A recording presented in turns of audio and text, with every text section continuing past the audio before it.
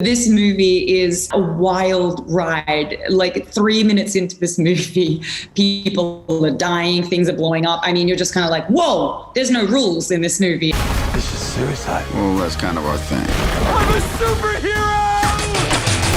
The Suicide Squad is a group of criminals who get a bomb put in their neck and they have to go do these missions for Amanda Waller, otherwise she'll blow their heads up. This one, the James Gunn's, the Suicide Squad, it lives in its own universe. You know, definitely go see the first film, but I don't think you need to see it to step into this. I thought the most important thing to do was to let the movie be fully what it was. And that meant if there was something from the other movies that I loved, and obviously I love Margot Robbie, I obviously love Courtney and Joel Kinnaman and Viola Davis. They're great characters, and I think that I could help to bring them even more to life in this movie. It's like a bonus round, like got to kind of just do it again, but weren't necessarily bound to anything. 3, 2. What are you guys doing? We're here to save you. You were gonna save me? It was a really good plan, too. Well, I can go back inside and you can still do it.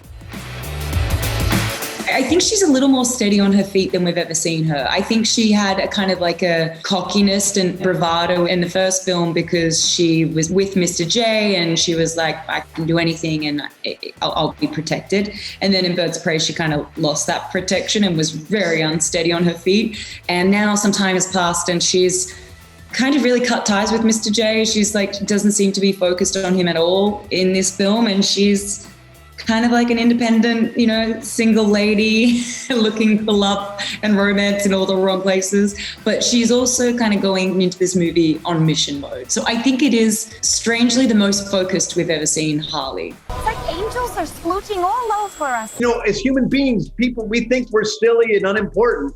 And I find great meaning in taking silly and unimportant things and bringing them and putting them into a big budget movie and giving them all the dignity that we all deserve. If you take an unknown, you have the right to craft the mythology.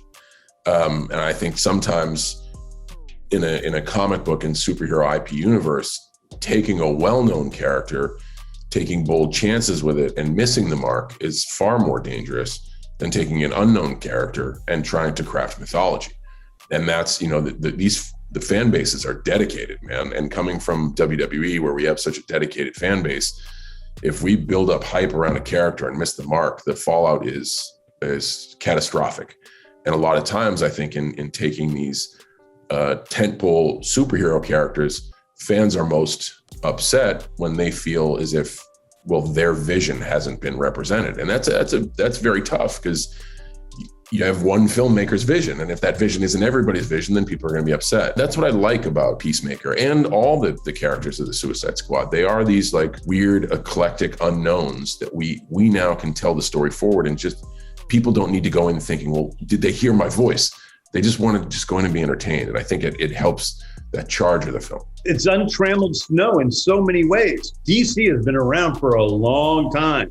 So there are so many characters in the DC trope. There's tons that are so incredibly ridiculous. I mean, who thought of Polka Dot Man? Like, he was a serious threat to Batman. It wasn't played as a joke. He was a serious threat to Batman in the 1960s.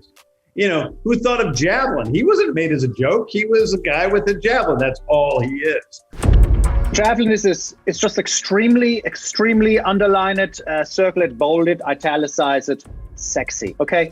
If you're wondering, like, what does sexy look like in the shape of a Homo sapien? A man wearing blue and yellow and just making everyone want to do the thing I can't say out loud.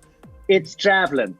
I mean, the Suicide Squad as a team, it's pretty ragtag and bumbly, and you know, they're not heroic. They're the a-holes who send in to do crap jobs. But even in that, he's subpar. Don't you worry, I'm going to get you out of here alive. I'm going to get you out of here alive.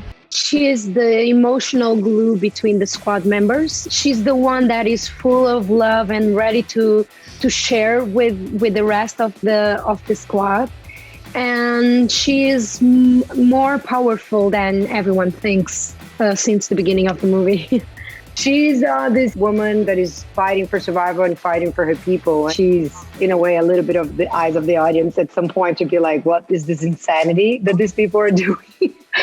So it was kind of like how I felt when I arrived on set with James. I was like, oh my God, this is crazy. This is the most beautiful, dysfunctional family I've seen. Warner Brothers was willing to give me complete freedom in making this film. And I thought not too many film directors, film writer-directors get that opportunity. Maybe 4 or 5 in the history of movies have been able to make a movie they wanted at this budget. So I knew it was my responsibility to myself, to cinema, and to the fans to really take chances and try to create something different, as opposed to just doing the same old 3-act structure we're used to seeing.